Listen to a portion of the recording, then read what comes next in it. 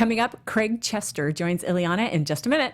Welcome to Popcorn Talk, featuring movie discussion, news, and interviews. Popcorn Talk. We talk movies.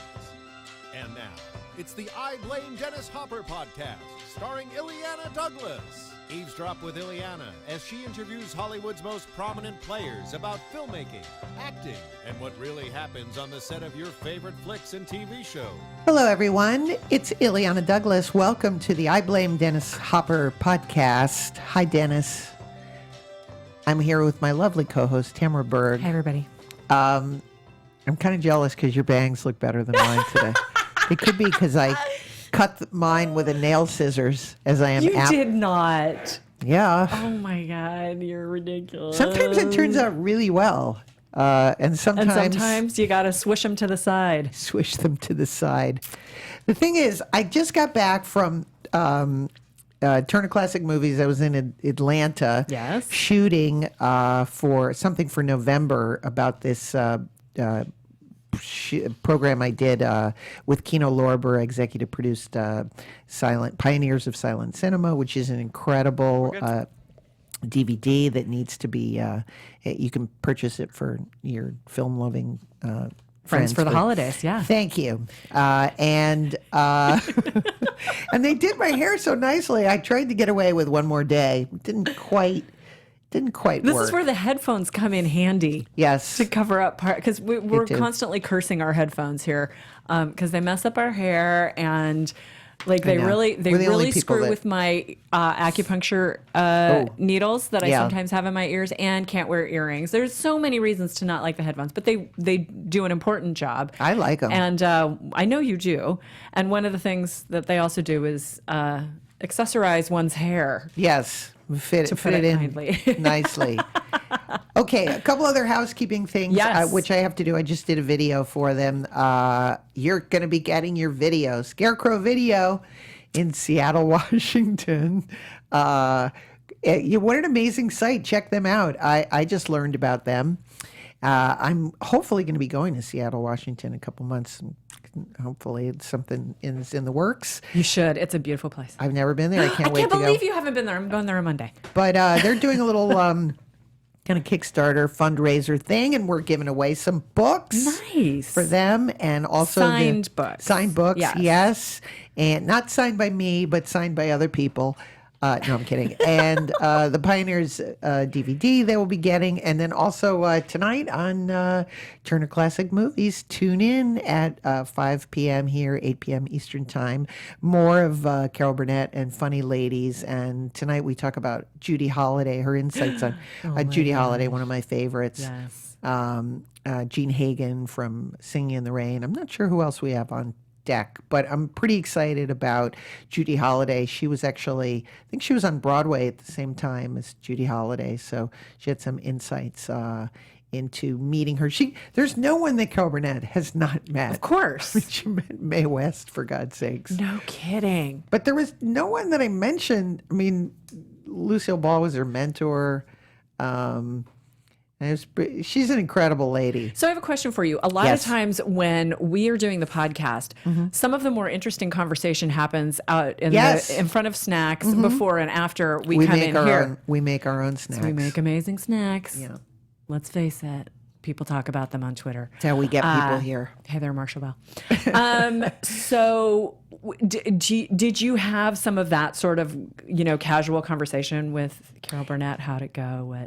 Not that you can share anything, but did you have moments like that where you were so good at that, at engaging people at all times? Well, you can't not feel happy when you're around her because she's so with it and funny and warm. She's very warm and authentic. So you're thinking of all the great skits that she's done. Yeah. And what I always try to do, I'm just, like when she was talking about, we talked about Roddy McDowall because she was very close. I've read all of her books. And so the things that always interest me that get her kind of talking was coincidentally, right where we were shooting, we were right off Wilcox, which is where she grew up on Wilcox. So one thing sort of leads to another to sort of set the tone. You're not, you don't start in with like, so Tim Conway cracked you guys up. What was that like? Right. She worked with Robert Altman. We talked a lot about that. Oh, wow. We worked with the same director the guy who actually directed Bella Mafia, poor David Green, who I roasted in my book. He was only about 138 when he did Bella Mafia. But he did Friendly Fire with Carol Burnett and Ned Beatty. I mean, she was also an amazing, serious, actress too. Mm-hmm. So, and she can do it all. And I mentioned her, like I said, that was one of the things we talked about, which didn't obviously make it on the air. We were talking about Stephen Sondheim, and she, some of the work she's done with Stephen Sondheim. She's a great singer, her friendship with Julie Andrews. I was saying, we got to get you and Julie Andrews. I'm always like pitching something. Yeah. But I was thinking that would be fun. Like, female twosomes films. Yes. And then Julie Andrews and Carol Burnett might be good. Oh my God. As long as I'm a part of it. Absolutely. Get right in it. Yes. And speaking of friendships, coming up today. Shall we bring him in? Craig Chester, who I've known for a very long time. We met on an indie film called Grief, which we shot in about 11 hours. We're going to talk about that. I've known Craig and I have had sort of funny parallel lives. Come in, you crazy Craig. I'm going to read your credits, and you have to act them all out. So our guest is actor and writer. I feel like I'm in my apartment in New York City. He's an actor and he's a very important person. I'm messing up his intro. He's appeared in such films as Adam and Steve, Kill Your Darlings, I Shot Andy Warhol, and Swoon. I guess he left off Grief, but we're going to talk about that. Oh, I did. Sorry. For which he received, an Independent Spirit Award nomination, Best Male Lead. He's also the writer who wrote Adam and Steve, Big Gay Sketch Show, remember that, True Blood, as well as the book Why the Long Face. Please welcome Craig Chester. It's so nice to have you here. Great to be here. It's so great to have you here. You grew up. It's so funny. I always thought you grew up in Texas, but you were born in Los Angeles. West Covina, yeah. Oops. That's so. San Gabriel Valley, not the cool Really? San Fernando. Wait, what's happening? What are you doing? Sorry, it just got. Oh, sorry. This is the correct way to. I'm sorry. God, that's it. You've already messed up. I know. The, I was born in West Covina, California, at a hospital called the Queen of the Valley Hospital, which I think is still there. Jackie Beat was also. Oh, really? Yes, we were born in the same place. Oh my God! Which is so crazy. We figured that out when we were doing Grief, which is so funny. But that is funny. It'll all come back to Grief. But then you moved to Texas. What part of Texas? when I was 12, yeah, to Dallas, Texas. Oh, so it's a big city. Yeah, great place to grow up gay. Did you watch Dallas at all? Oh yeah, but we moved there in like 1978 when it was like huge. I mean, that was like the show. I had this conversation. Yeah, when I grew up, I was like, that was my show. It was Dallas. Oh yeah, I love Dallas. We were obsessed with that show. So we got to move there when Dallas Can I was tell cool. people's ages by what shows I know. what they watch? But I love Dallas and JR. I know, it was so good. It's still good. If you watched it recently, it's really good. It holds up. Yeah. I all of those shows. Were you into Knots Landing? That was a little campier. I couldn't get into that. You think I would because it's campier, but I couldn't get into that. Yeah, me neither. I don't know why. Me neither. But that one had the bigger guest stars, actually. It did, like Barbara Stanwyck. Oh, that's right. They had the old Hollywood. Yeah, that's right. Dallas didn't have any. They had Barbara Belgetti's, but that was it. Did you notice that every scene was always like someone turning around rather dramatically? It's like, I will not have you do and that. The shoulder pads on That's Dynasty is really the shoulder pads. Right. Yeah. I didn't get channel, as I've often bemoaned. I only got CBS. We didn't have an antenna. We're going to trade poor stories How here. Interesting that would be the one you got. Yes. Now, I didn't know this. Indeed. So, okay, I'm skipping ahead because I'm so excited. Do you remember what was the first movie you saw and who took you to see it? Well, was it a drive-in? I think it was Old Yeller. Ooh. I'm not that old. It was like a revival of. It was like a what do they call it? It comes back around again. Yes. That was a sad one. And I think it was a double feature. Either I sort of saw it the next week of Mary Poppins. Yeah. A lot of people have seen. I skipped that because my parents were hippies. Like we would not be allowed to see. Mary Poppins? No. That's child abuse. Yeah. That is child abuse. I agree with you. My father was very anti. We didn't see Snow White, or we were seeing like MASH, like Robert Altman, Amarcord. Well, that kind of paid off. I mean, you've got great taste. My parents are the one. I've told this story so many times. He took me to a double feature of The Servant, and The Servant is like a homoerotic. It's like this crazy Joseph Losey. Yes. With Albert Finney? No. It's Fox. It's one of the Edward Fox, I think, and Dirk Bogarde. Okay. And he plays this, sadomasochistic. Dirk Bogarde falls under the spell of his servant. It's very disturbing. Those are the kind of movies that they would take me. This explains everything. When you were in elementary school.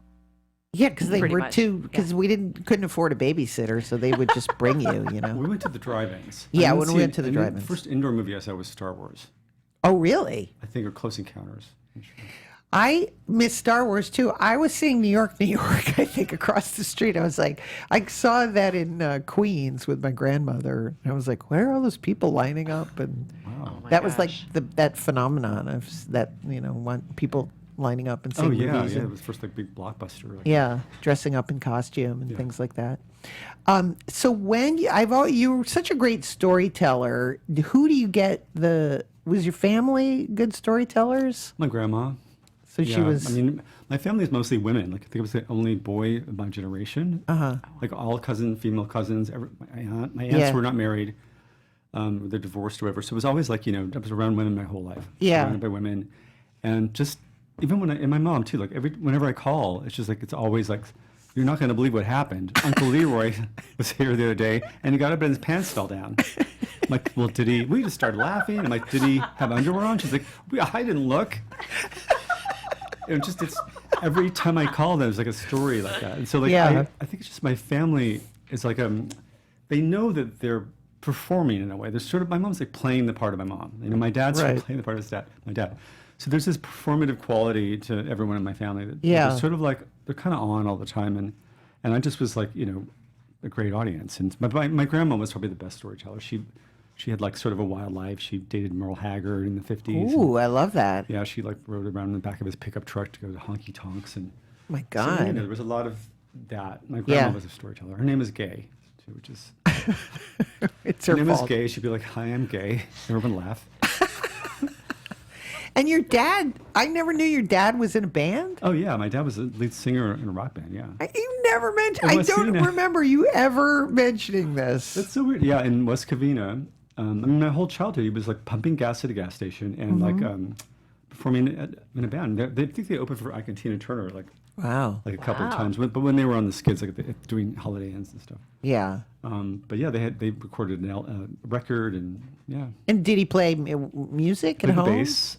Oh yeah, they rehearsed in our living room. So like my whole childhood was like sitting around listening to this rock band. I know we have more and more. My father's ill-fated rock band was 40 Acres and a Mule. That's the name of it. That was the name of it. This was years before Spike Lee. They did. That's why I said they did a lot of Stones covers and were mostly Stones. 40 Years on a Mule. This is like a Quentin Tarantino movie. Yeah, this is my father. This is like, gee, I wonder why it didn't catch on.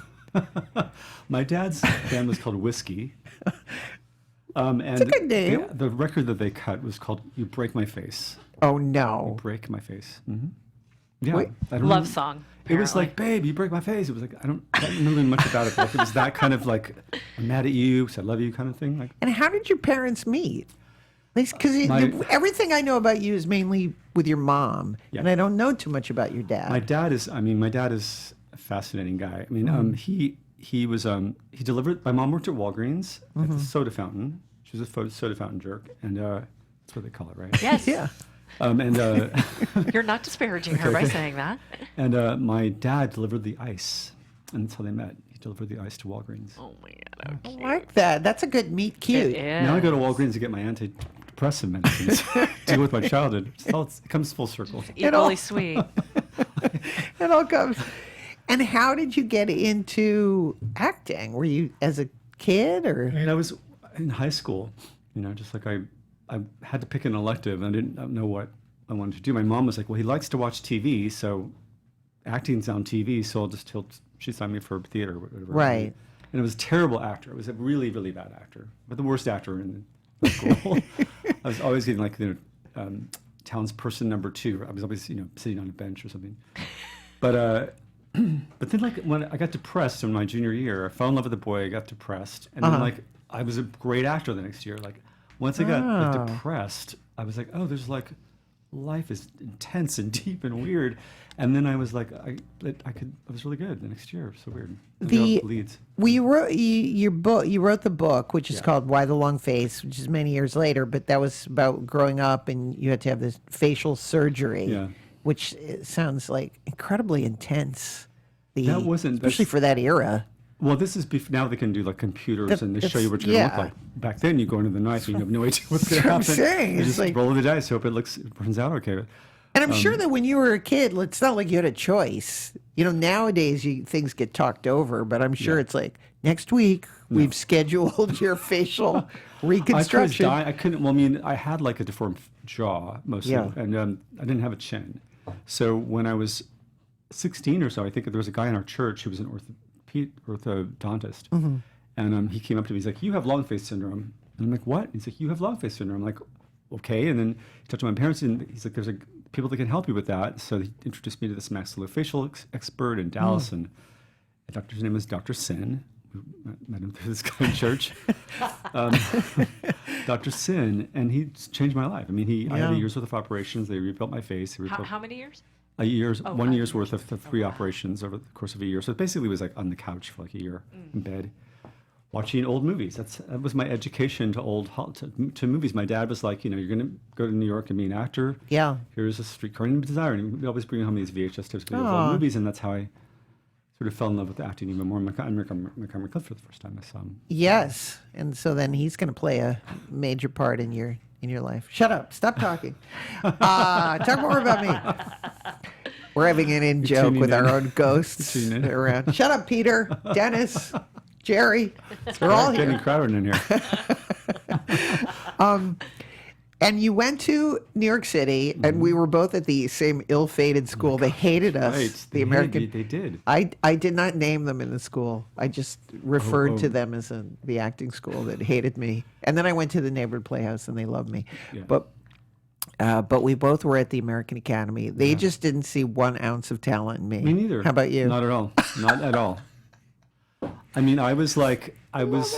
because part of it is because I was onto them. The teachers, I had a really good teacher in high school, a very good drama teacher in high school who was no bullshit. She was really, really good. Yeah. And so by the time I showed up and I was like 19, I was very precocious. I had really high standards, and she'd have us doing these like sort of pseudo.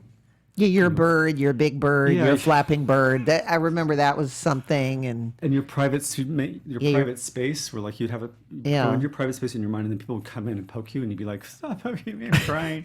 It'd be like that kind of like thing where just trying to provoke you to get you to have an emotional response, and I'd be like, "This isn't acting," and I just want to be, you're messing with these kids, like. Yes. And I just didn't buy it. And I think they could see that, and I still have a problem. I can't hide when I'm not buying something. I try really hard, but yeah, it was kind of like pseudo actor studio. Yeah, and there was one teacher that taught Meisner named Janice Powell, and I liked her. Okay, and this was back in the days too. It's so funny. All the teachers smoked in class. Oh, that's right. So amazing. That's right. I remember smoking in the movie theaters. Did you have a teacher named Ron Marquette? Yes, I loved Ron. Crazy Ron. He was crazy. I know, he was crazy. He was such a big personality. Yes, he was like. But he told me that I had a horrible voice, though. He said I was going to end up selling refrigerators, which I don't know what that means, and then the first job, of course, I got was because of my voice. It's funny because So everything they said was wrong. Yeah. Basically, it was like opposite dance, Sesame Street. Yeah.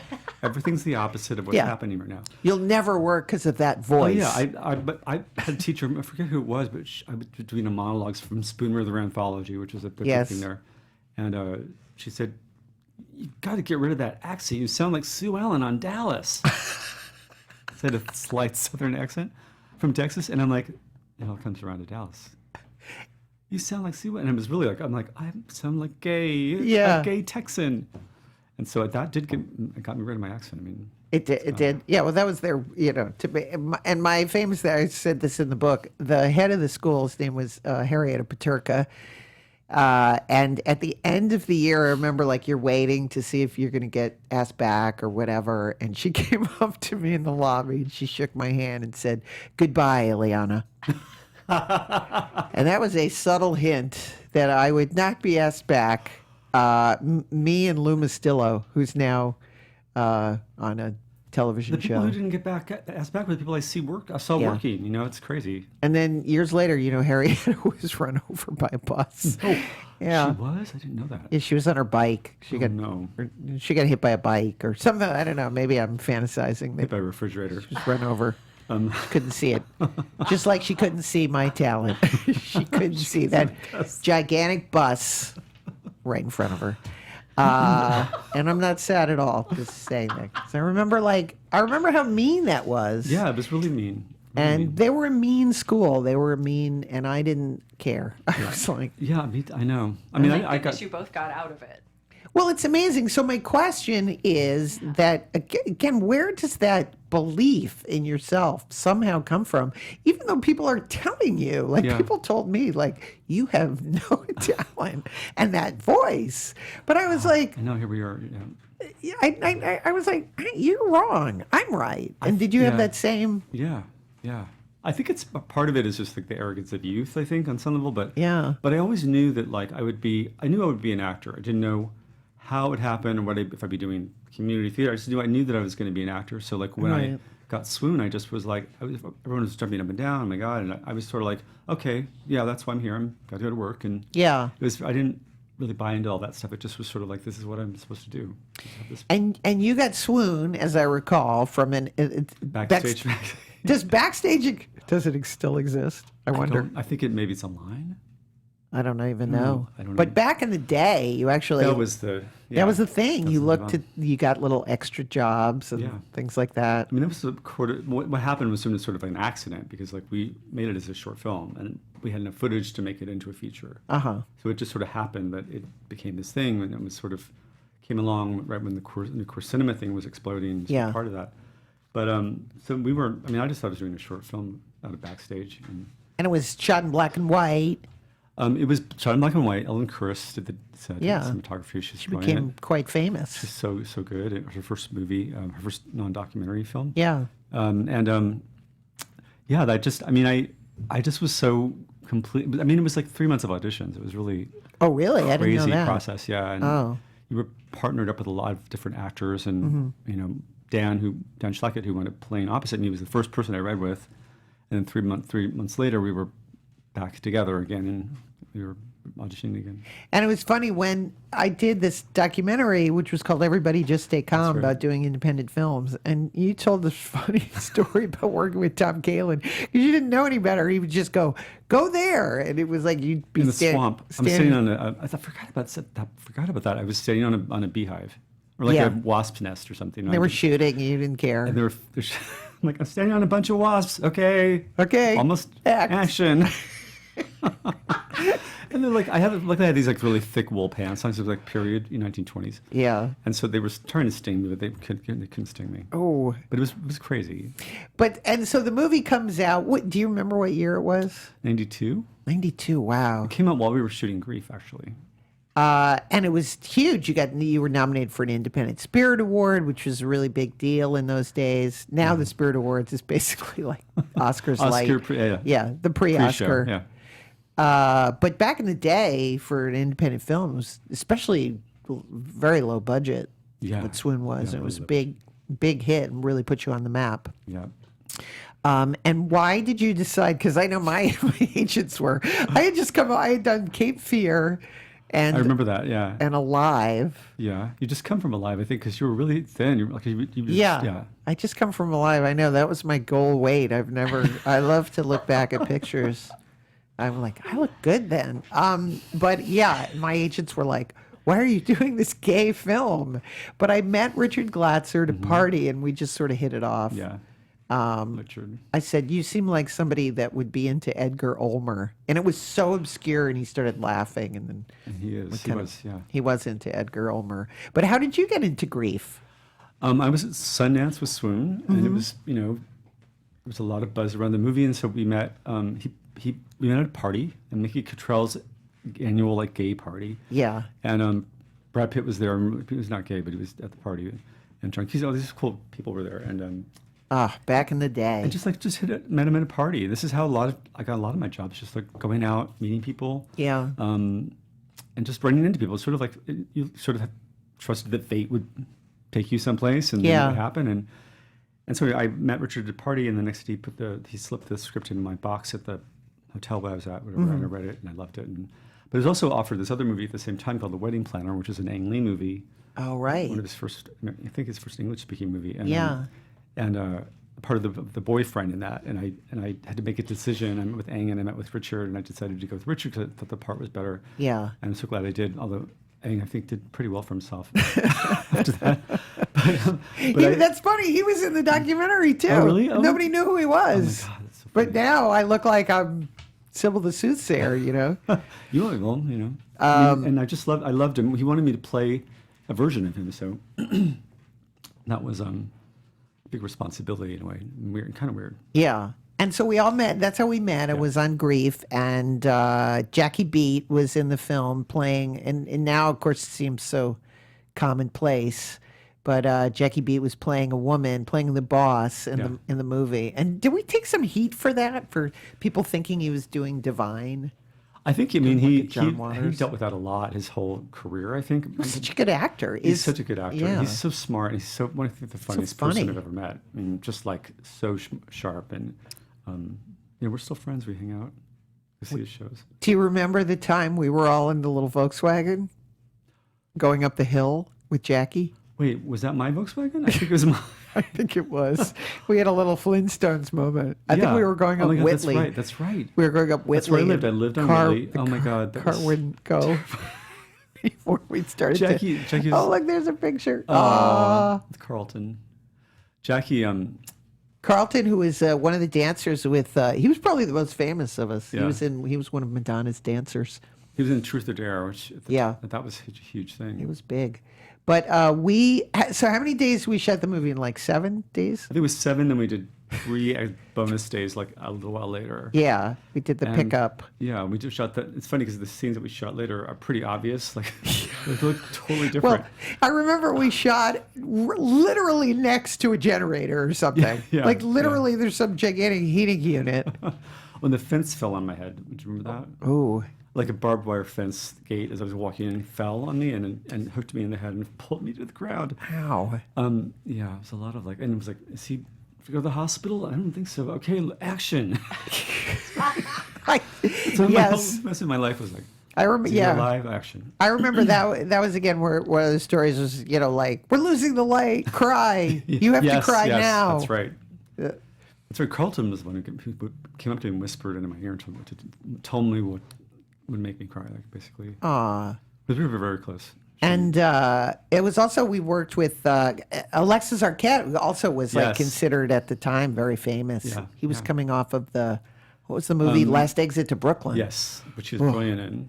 I know that movie. It's a good movie, but so good. If you haven't seen it, see it. But I can never see it again. I remember going to the premiere, and it's just it's depression mode.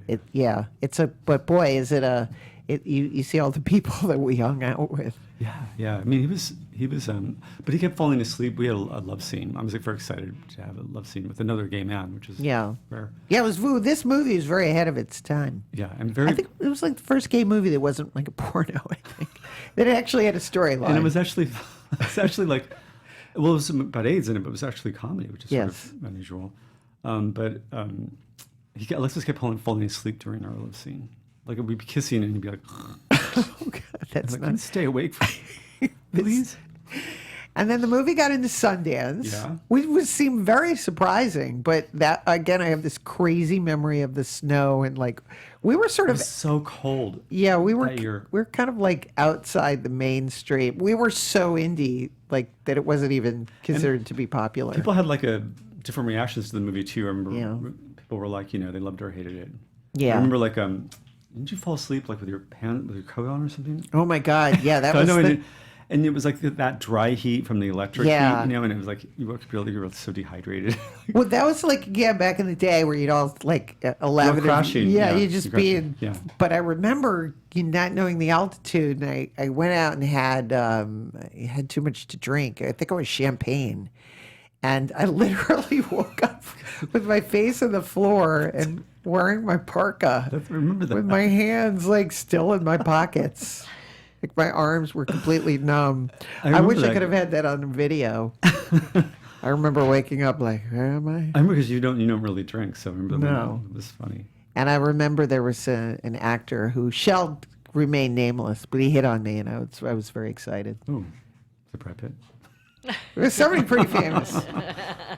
I'll tell you, he was married at the time, so I don't want to rat him out. He later became very famous on a medical drama. Oh. That's all I will say. And it wasn't George Clooney.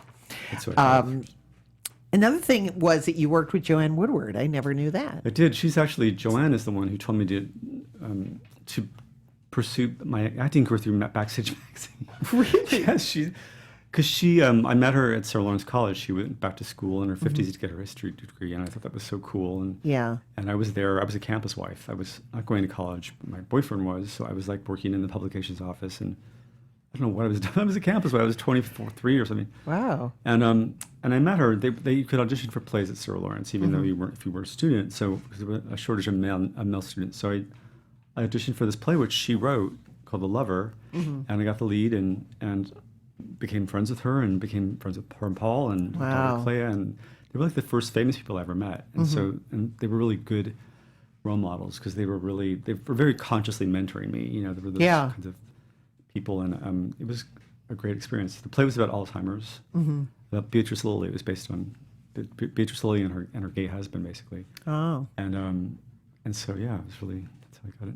Oh, do you still ever reach out to her anymore? She has Alzheimer's. Oh, so that's too bad. It's so sad, but she was for years. She when I got swooned, she was very excited, and I had to make the decision about whether I was going to come out as gay. Yeah. Not that I would have to come out.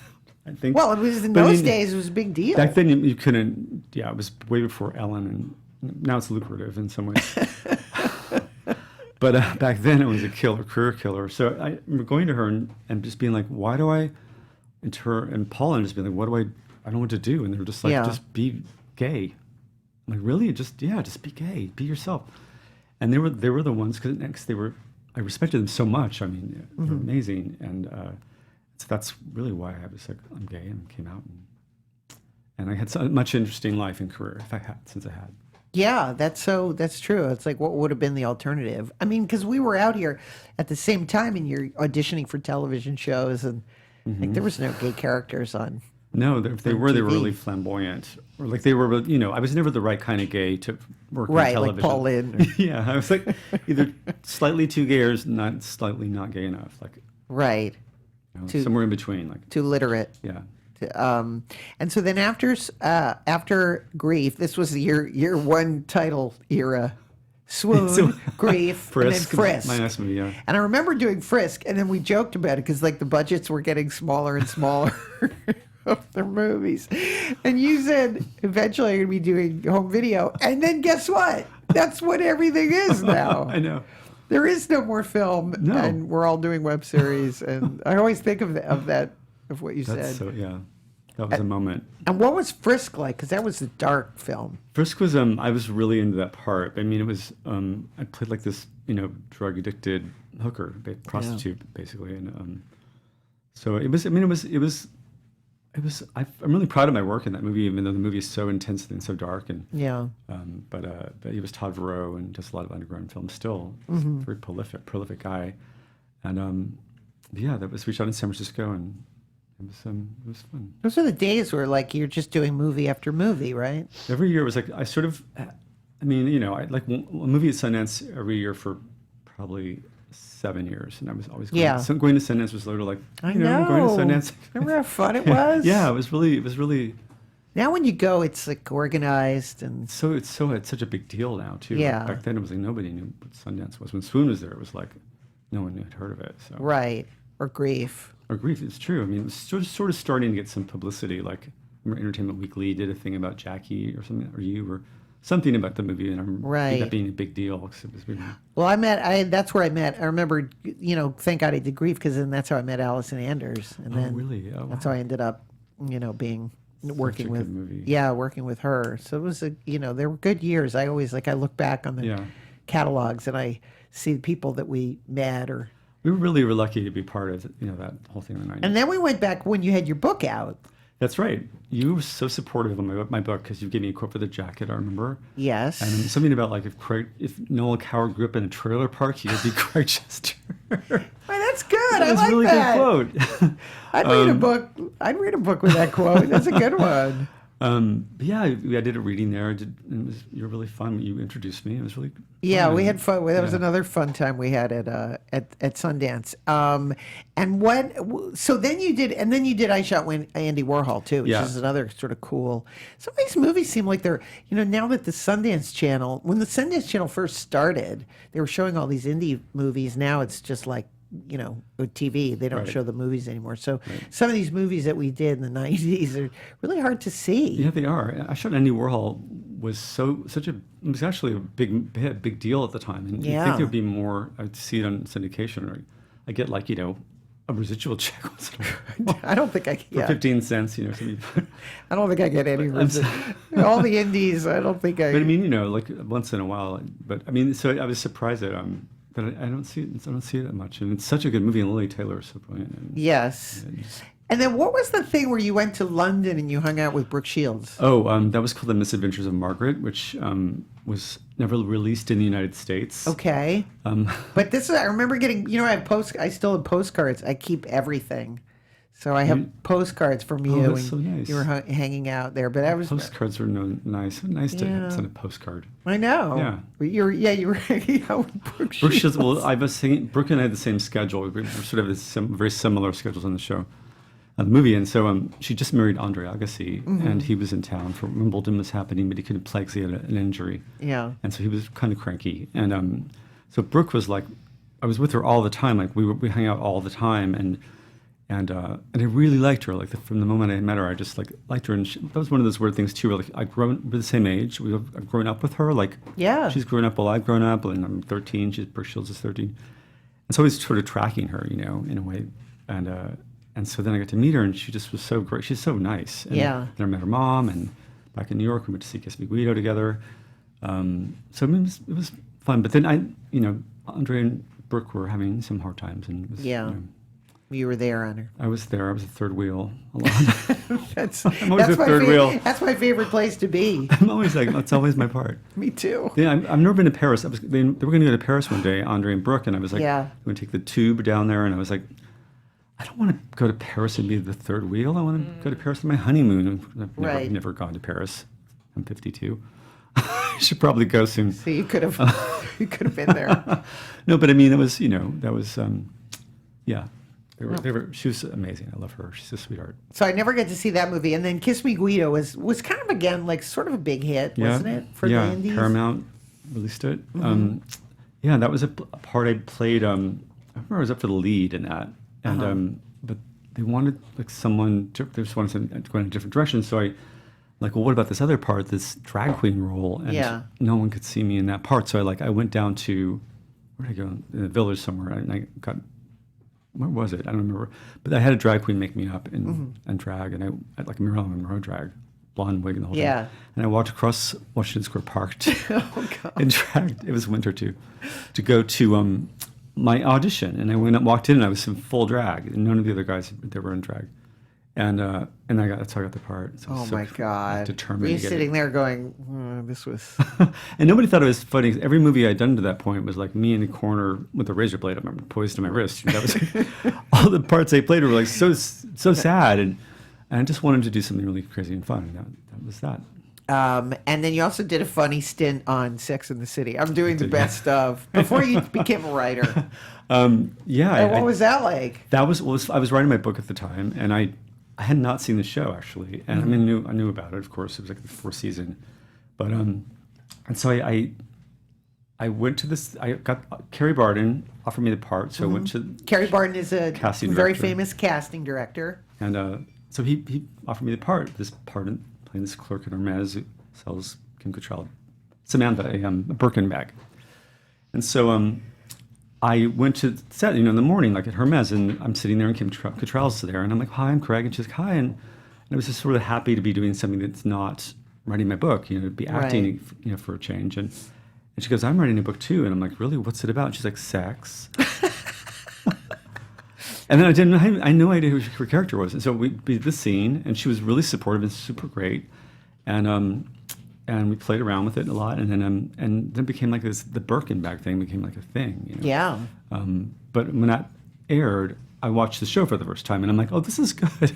And I got totally hooked to the show. I mean, I thought it was, really plugged into it. But I mean, but yeah, it was.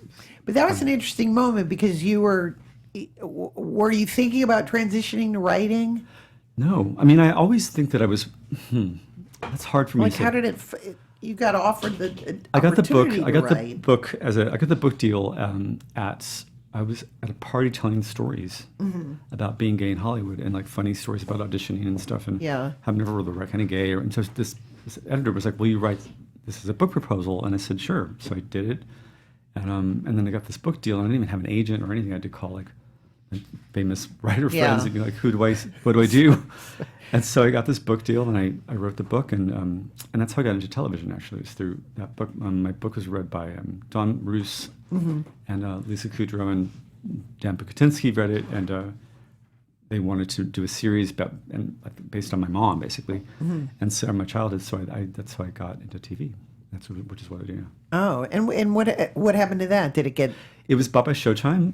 It was right around released it just on the comeback. So I was in awe of her. I was obsessed with that show, and so we pitched it to HBO and Showtime because back then there was like 2 networks you could do something. It was sort of about religion, right? And we could get away with that without advertisers. So we sold it to Showtime. And then I wrote my first TV pilot, adapted my book, and that's how I got an agent, and that's how I wanted to work in TV. Wow. And so transitioning over to writing, did you miss acting or? Sometimes I do, yeah. I mean, I did this short film like a year ago that I think turned out really well. This guy, Jordan Firstman. And little things like Kill Your Darlings, I had a scene with Daniel Radcliffe playing a dirty old man who seduces him Oh, God. at a nightclub in the 1940s. And so that was like sort of my first part in a long time, I think, was working with him, and he was great too. And I've never really been around someone that famous before, like that level of fame. It was pretty intense, but he was such a sweetheart. What about Marty? He was famous. You were around Marty. Well, we would walk outside. I mean, Daniel, you'd walk outside, and no matter where you were, there'd be swarms of people around him like he's the Beatles. Right. It was crazy. But that was fun. It was a fun job. And you met Brad Pitt. I met Brad Pitt, but he wasn't as famous. He wasn't Brad Pitt. Yeah. He wasn't in full and Marty Brad. and Marty and I really hung out. We didn't really go walk down the street together. So. Yeah, well, Marty was, Craig used to, because I would always have, my friends over so they could eat a good meal. It's true. It's true. And I was forced Marty to have parties. They were so good. And we'd have lots of shrimp and champagne. Lots of shrimp, that's right. That was all. I had Christmas with you guys, too. It was a very sweet thing. I missed my flight home for Christmas one year. And you and Marty saved my holiday. You invited me over for dinner, and we had like the seafood, and all that. It was really sweet. But didn't he give you good advice? I forgot what it was. He gave me great advice, which I don't take, but. Oh, uh-oh. No, I mean, I do take it, but he said, we're talking about me in L.A., and this is at Christmas dinner, I think. And I was talking about how I was going back to L.A., and I was living here at the time, for a year, and he's like, I just really need to learn, how the business works. I'm in the business, and he's like, don't. He's like, that's bullshit. Don't talk like that. I'm like, what do you mean? He's like, you're an artist, and and he talked about like how he had demons, and the process of doing his work was a way of using them to do something constructive and positive in the world. And it's like, if you think of what you do as a business, then the demons are controlling you. And I was like. And I really took that to heart. And the next day, I think I was staying with my friend Dustin. The next day, I came over to we were staying, and the apartment next door to him was gutted out and rented. And that's my apartment. I still have it today, 25 years later. Wow. But yeah, it's sort of fate took care of that too, and moved back to New York. Oh, see, so he did. He did. I thought he was very good in terms of work, giving. He was great. And then okay, now we have to talk about Adam and Steve, which was then you wrote. Was that the first screenplay you ever wrote? No, I wrote a screenplay called Save Me, which Fox Searchlight. That's right. This development hell kind of thing. I was there for 7 or 8 years or something. It was all a mess. And then, I wrote, Adam and Steve wrote, just because, again, like I've always been doing really serious stuff. I just wanted to do something silly. And so I wrote that movie, I think, in 3 days or something like that. I was like, I didn't take writing that seriously at the time. Yeah. So I was sort of just like, then they just start dancing. Nothing's motivated at all in the movie. And it was back when you could also, like, you get $1 million to make a movie with your friends. It was sort of, that was like the last kind of time we used to do that. And so, I wrote it really for me to have a part, because I wasn't getting any parts anymore. I was almost 40. And then the director got fired, like, I think 2 weeks before production, and I had to step in and direct it, which I didn't enjoy. I mean, I liked directing, but I didn't like directing myself and acting, and I had to dance and all this stuff. So I like that scene. There's a funny country western dancing. Yeah, it's a Jackie Beat song.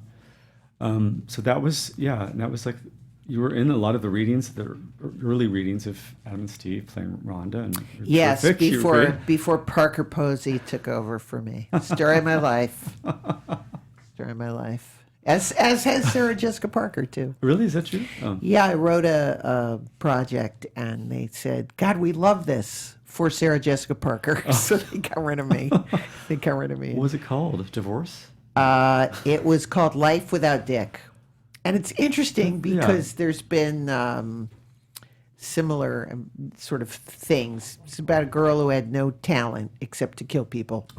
That's great. And she accidentally kills her. There's a hit on her boyfriend, who's a private detective, and she accidentally kills him, and she discovers she's actually good at killing, so she becomes a hit person. Oh, so it sort of has this odd parallel with that show that was out, Barry. Sort of has odd, but anyway, she ended up doing it with Harry Connick Jr., that great Irish tenor. He was supposed to be. I had worked on it. It was supposed to be me and Matt Dillon, and he wants to be an Irish tenor, and he's a hit man, and I have no skills, and I end up doing all of his hits for him. This is before or after Grace of My Heart? This is after, but it's literally in that same period as Adam and Steve, like you said. Right. Yeah, for $1 million. Yeah. Get to do a movie with your friends. Yeah. But so they gave it to her and Harry Connick Jr. The only person that they left in the cast that I had wanted originally was Craig Ferguson. Oh. So when I run into Craig, he always says, "Thank you." It's sort of like Kiss Me Weed, the Kiss Me Weed of the TV series. I think it was my only part was changed into an Asian guy. But I know, and I had not. But I'm friends with Alec. Alec Mop is fantastic. I love him. He's such a good guy and so talented. But I think at the time they were like, "There's already a funny." Like Sean Hayes, I think Will and Grace was on. Well, casting Jason Bateman, I think, as the gay guy too was kind of like, let's sort of make it more like The Odd Couple, where we don't really. He's like a soft gay, as Roddy McDowell would say, which I never really knew what that meant. But he and he would always say, I'd mention someone. And he'd go, like you'd be talking about Farley Granger or whatever. He'd go, oh, well, he was a soft gay. A soft gay? I guess that means... Supposed to do a hard gay? Like, I think that means like maybe married or maybe... I don't know. I have no idea. Roddy, what does that mean? Gayish. Gay-like. I know he's here. I'm sure he's here with Monty. Yeah. Okay, so let's get to before we run out of time. Let's talk about your crazy story. Now, we have an interesting parallel, which I did not know about because I wrote in the book about going to see this medium, and she contacted Peter Sellers, and he ended up being, he was like my, guardian angel and talking to me, and I had to go back and see a movie, and we all sat and watched a movie while she contacted Peter Sellers, and then he said things, it was like commentary from beyond. And you had a very similar experience. I literally with the same medium, with this very same medium. Which I didn't really put two and two together until yesterday. I think. Which we just found out. Yeah. And I went to her because of Cynthia Rowley, who's dress designer.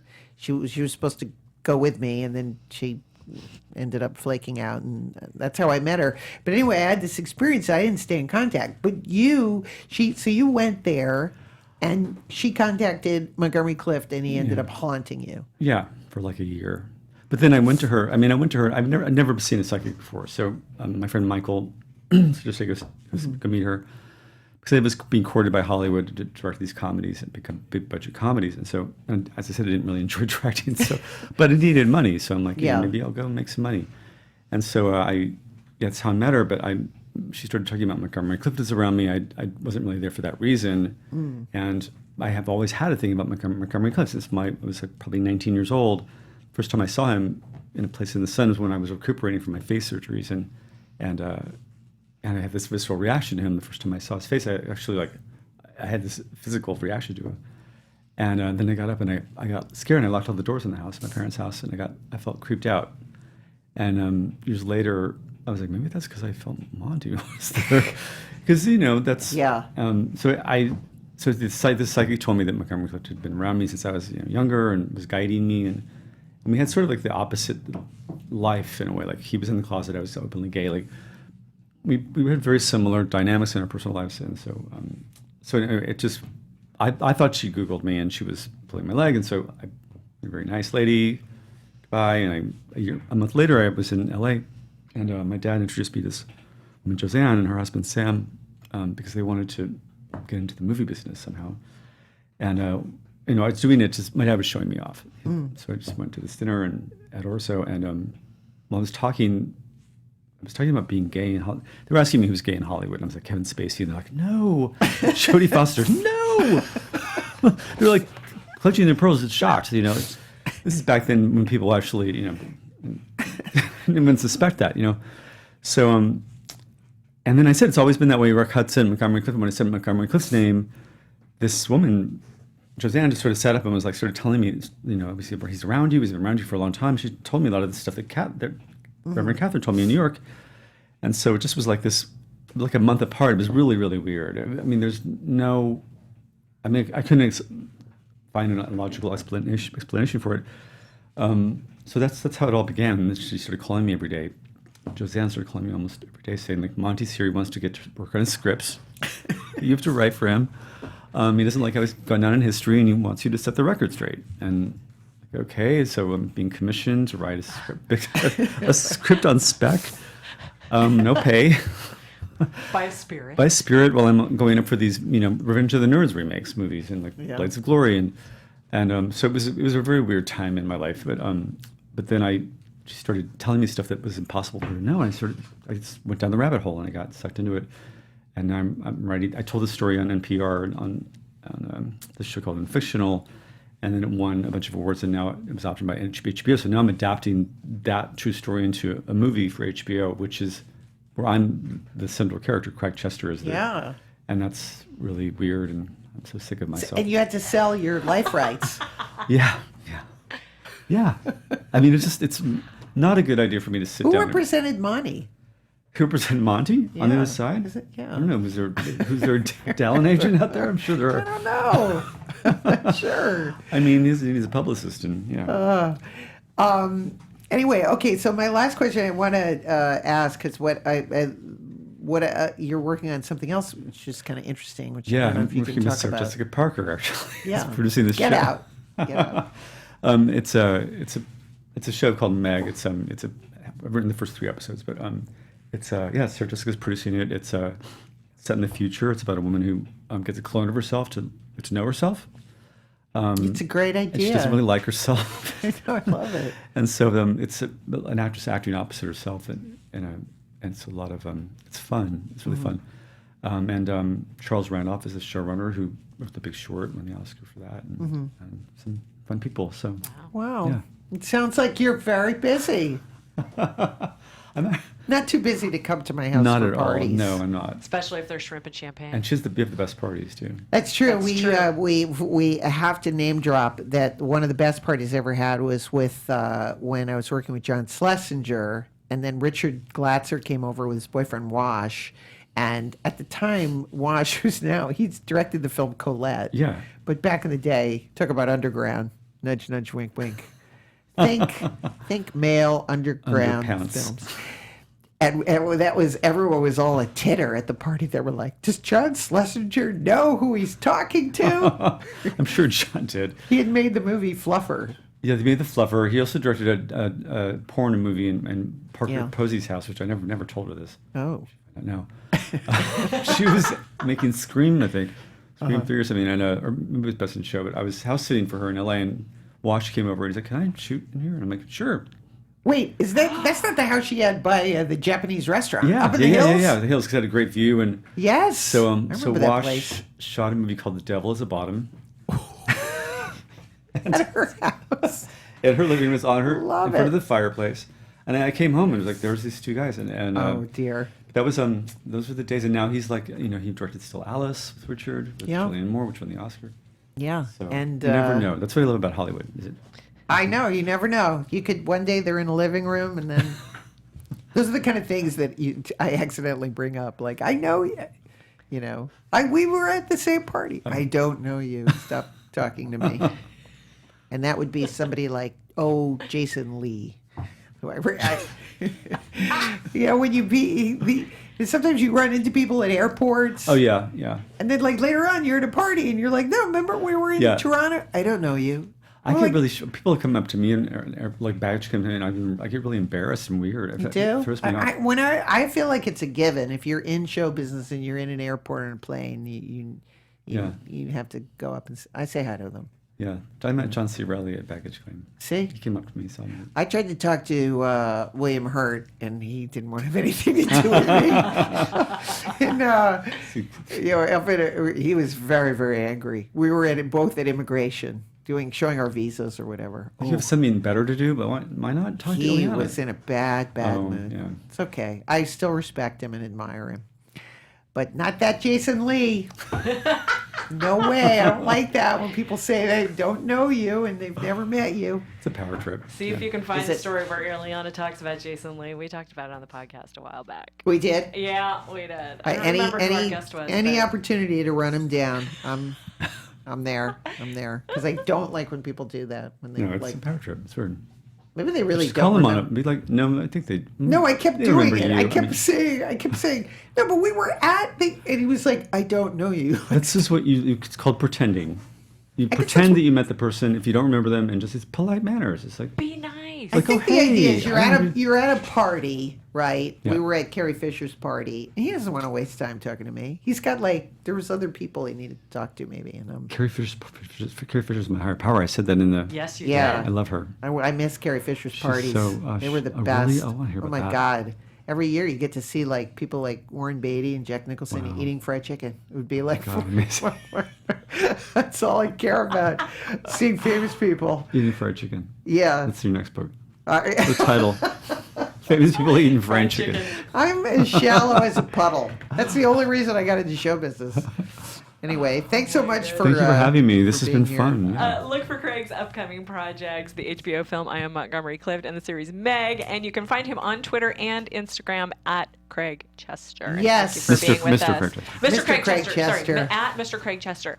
And you can buy Illeana's book, I Blame Dennis Hopper, online at Amazon. You can also get the Audible book. Also, like our Facebook page. The website is Illeana'sPodcast.com. Yeah, thank you. You should look for our movies at, I did a plug for this Seattle Scarecrow video in Seattle, Washington. I bet you guys have all of our movies from the 90s. Oh, yeah, really? I hope so. Oh, cool. I hope somebody does. But as I always say, everyone's life is like a movie with a beginning, a middle, and an end. This is the end of our movie for now. Thanks so much, Craig, for being here. Come back anytime. Thank you. Okay. Have a great day, everyone. Bye. From producers Maria Menounos, Kevin Undergaro, Phil Svitek, and the entire Popcorn Talk Network, we would like to thank you for tuning in. For questions or comments, be sure to visit popcorntalk.com. I'm Sir Richard Wentworth, and this has been a presentation of the Popcorn Talk Network.